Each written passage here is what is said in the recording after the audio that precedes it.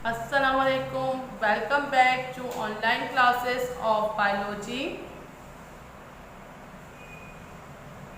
Today I have to complete my previous topic, which is branches of biology. In the previous video I have explained you 7 branches of biology. Now we start with taxonomy. Taxonomy क्या है, कौन सी branch है? It deals with the description, identification, classification, scientific naming of living organism according to their similarities and dissimilarities. Arrange करना organisms को, living organisms को taxonomy branch में आता है। टैक्सिस मीन्स अरेंजमेंट करना और नोमी मीन्स नेम देना। अब बहुत सारे मिलियंस ऑफ प्लांट्स डिस्कवर्ड हैं, मिलियंस ऑफ एनिमल्स डिस्कवर्ड हैं। अब उनको अरेंज करना, उनको आइडेंटिफाई करना ताकि वो आसानी से स्टडी हम उनकी कर सकें, वो टैक्सोनॉमी में आता है। मीन्स उनकी सिमिलैरिटीज़ की बिना पे एक ग्रुप में रख देना, और नोमी मीन्स नेम देना। नेम क्यों देना? हर ऑर्गेनिज्म को एक साइंटिफिक नेम दिया हुआ है, एनिमल्स हो चाहे प्लांट हो।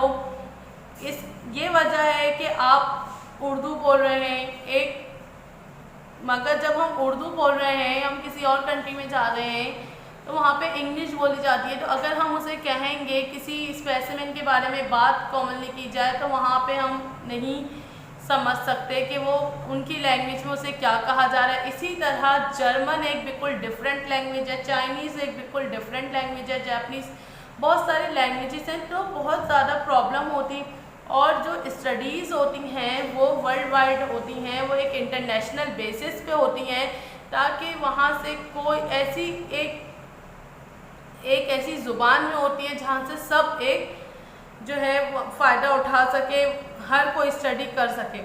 इसी वजह से साइंटिफिक नेमिंग दी गई है ऑर्गेनिजम्स को, लिविंग ऑर्गेनिज्म को। हर प्लांट का अपना एक साइंटिफिक नेम है और हर एनिमल का एक अपना साइंटिफिक नेम है, ताकि उसको हम आसानी से आइडेंटिफाई कर सके किसी भी कंट्री में रहकर। तो उसकी अरेंजमेंट हुई है और नेमिंग हुई है, तो वो ब्रांच कौन सी क्या कहलाती है बायोलॉजी की? वो कहलाती है टैक्सोनॉमी। नेक्स्ट ब्रांच है जेनेटिक्स। जेनेटिक्स माने ऑरिजिन, किसी भी चीज़ का ऑरिजिन कहाँ है, वो चीज़ कहाँ से ओरिजिनेट हुई है।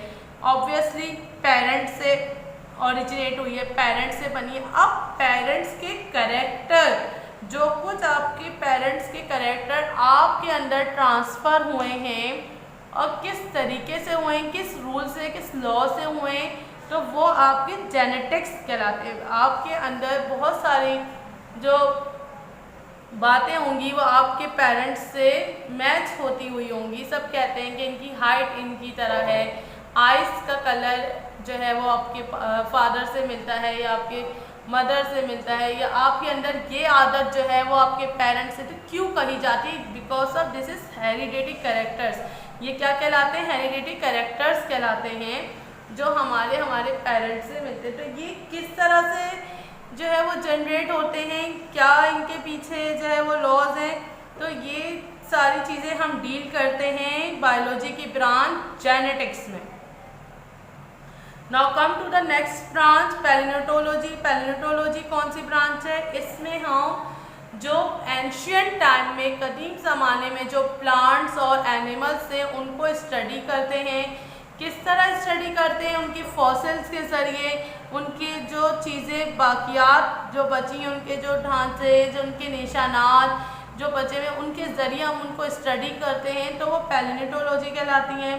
अच्छा, एक होती है पैलियोबॉटनी और पैलियोज़ोलॉजी।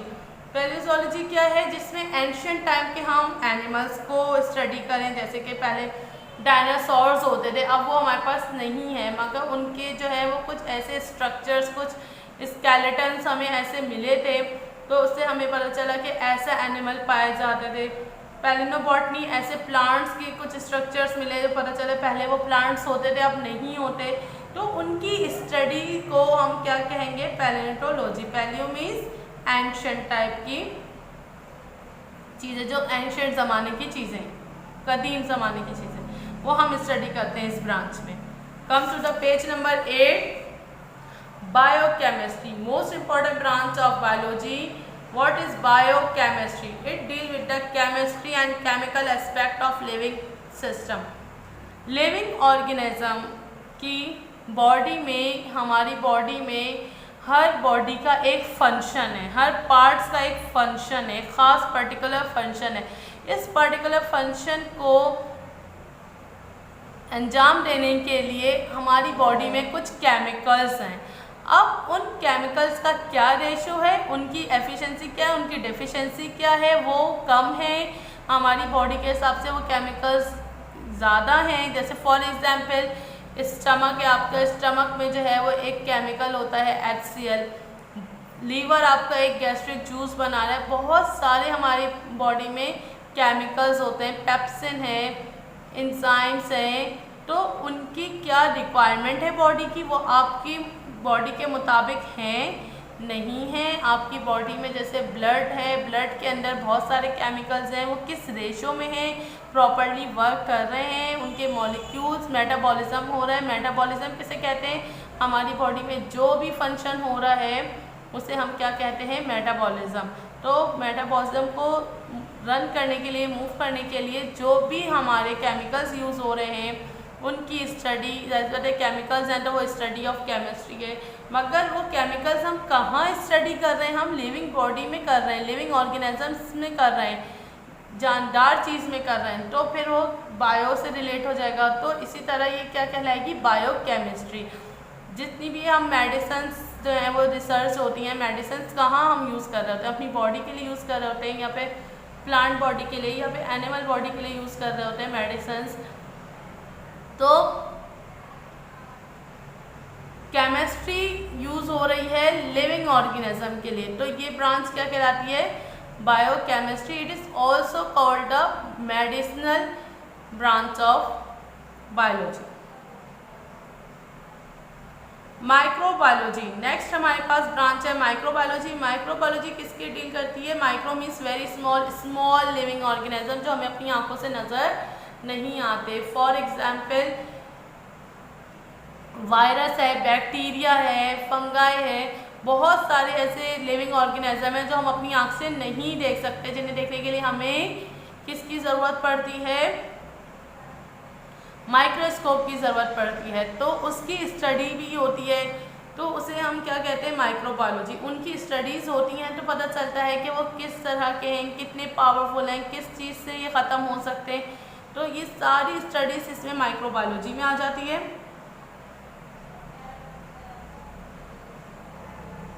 Now next branch is biotechnology. It is a manipulation of living thing, animal, plant, organism for the welfare of Mankind.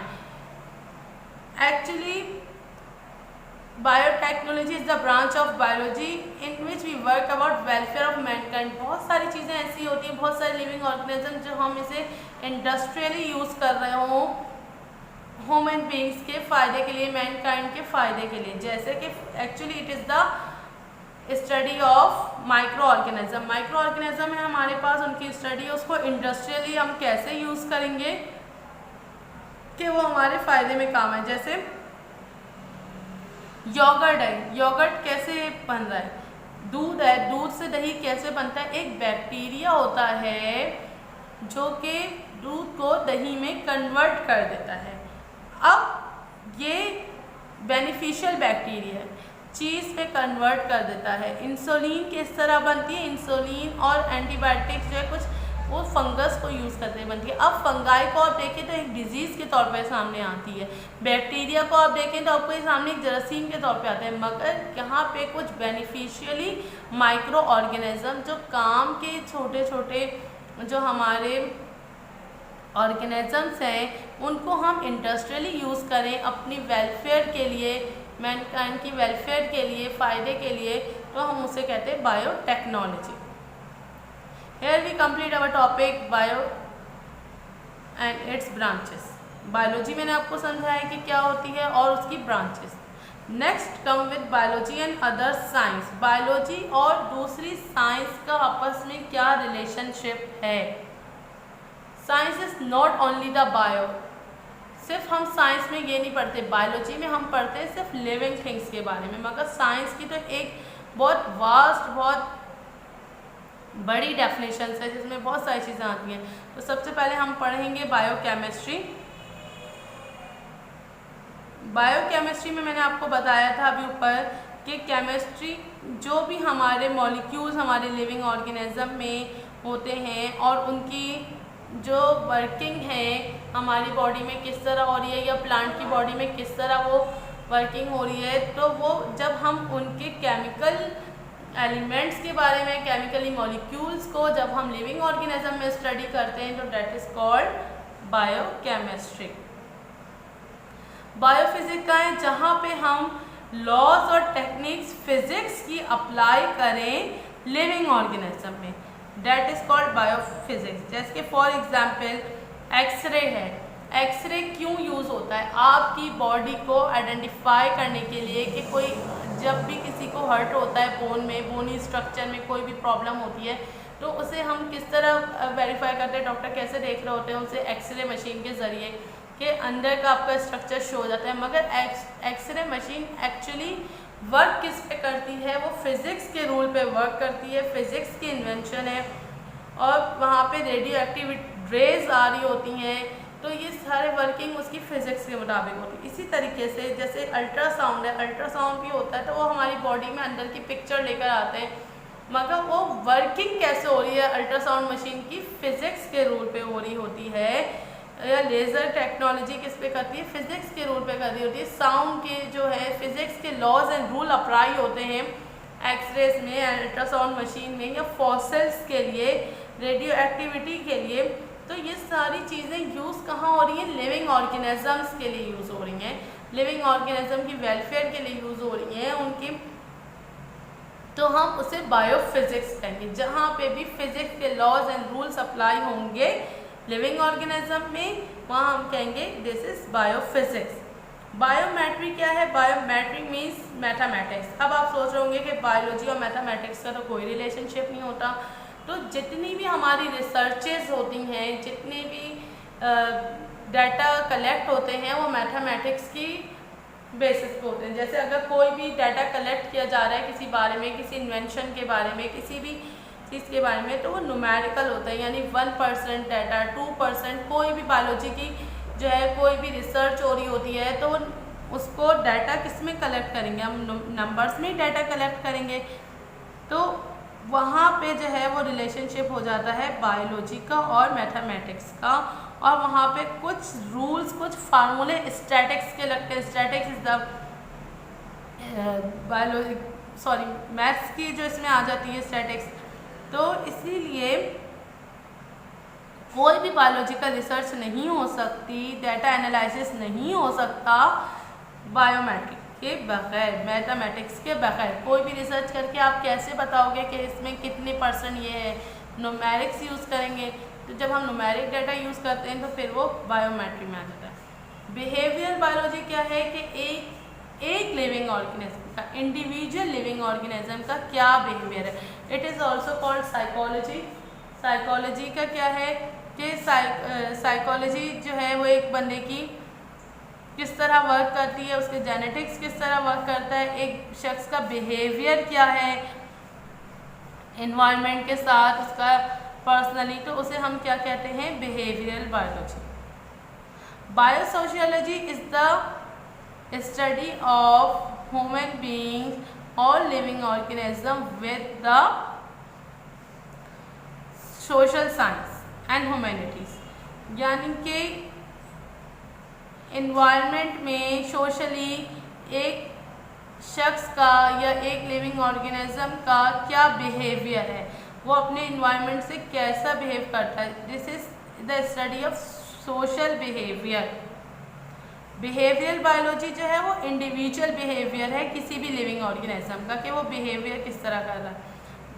मगर biosociology is the study of social behaviour.